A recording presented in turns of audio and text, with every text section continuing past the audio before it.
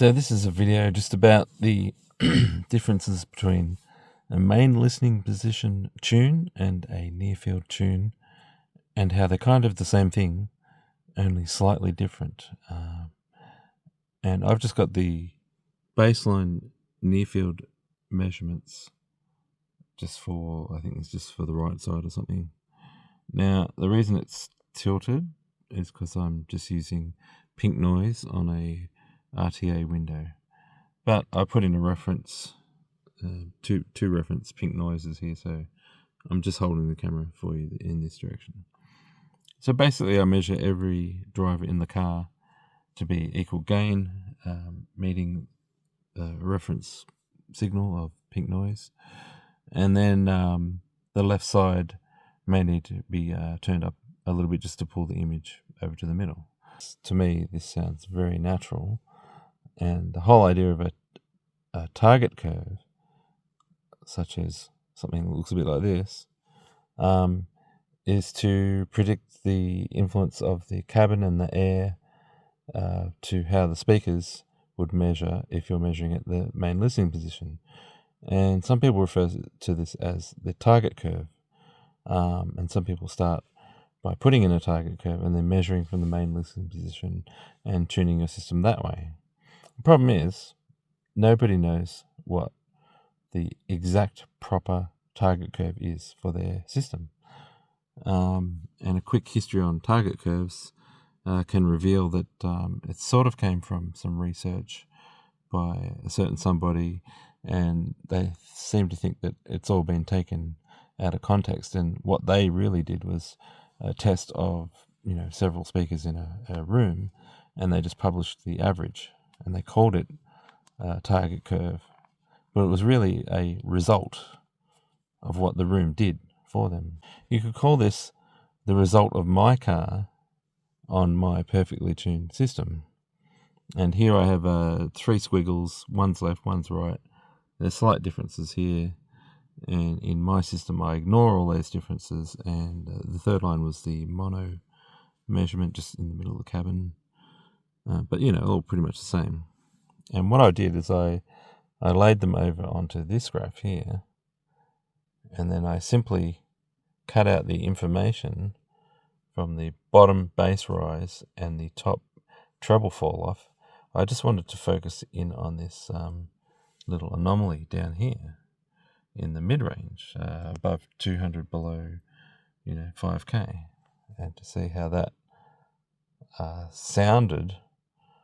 And I had to pick the right inversion. So here is what some people might call the target for my car, and if you were to ignore this little dip in the green, because most target curves, house curves, would have maybe a high frequency roll-off and definitely a bass rise, and it should start from somewhere here, or it might start from somewhere here, and here you can see there's a slight increase from going up and then really going up.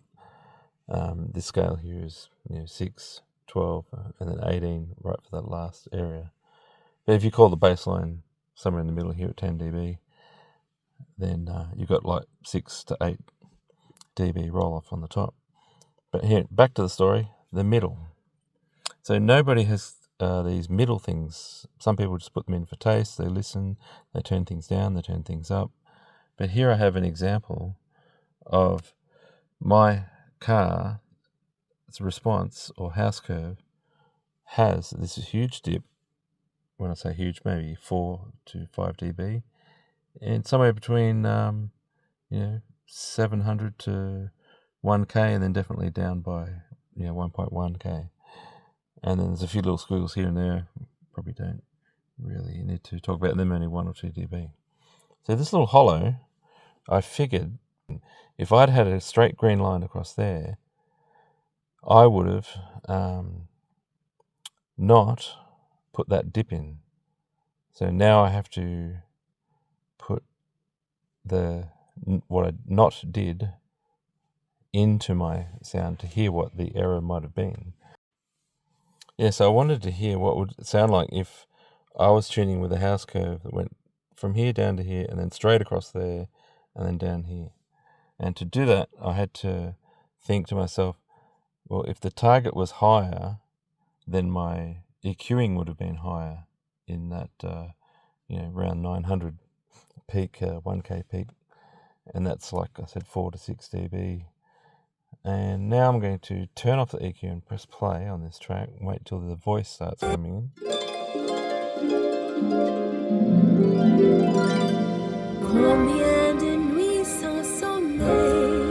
Now I'm going to engage the EQ, play the same bit.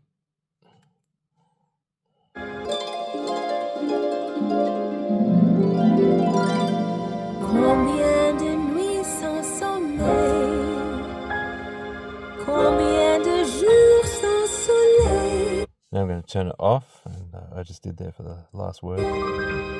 Les jours sans amour, c'est fini, tu souris.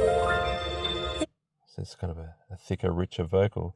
And when you put it back in, I'm putting the 1K in, basically. Les jours sans amour, c'est fini. You hear a lot more, right? And now I'm going to turn it off.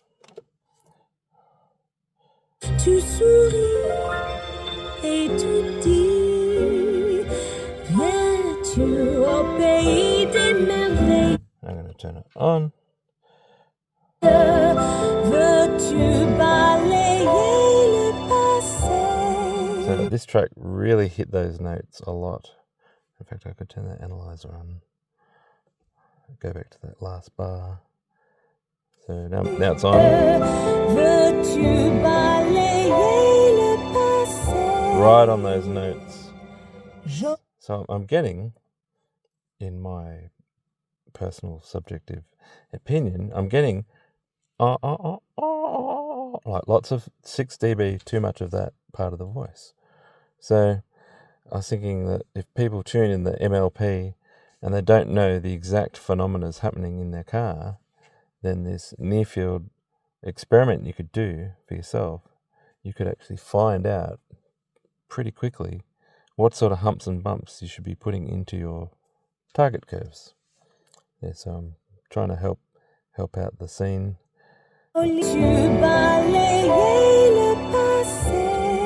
by thinking outside the box, going back to the basics. So that was without the 1K boost. So that's just me and my system and the extra bits and pieces that can be found. All right, catch you later with that one. Something to think about.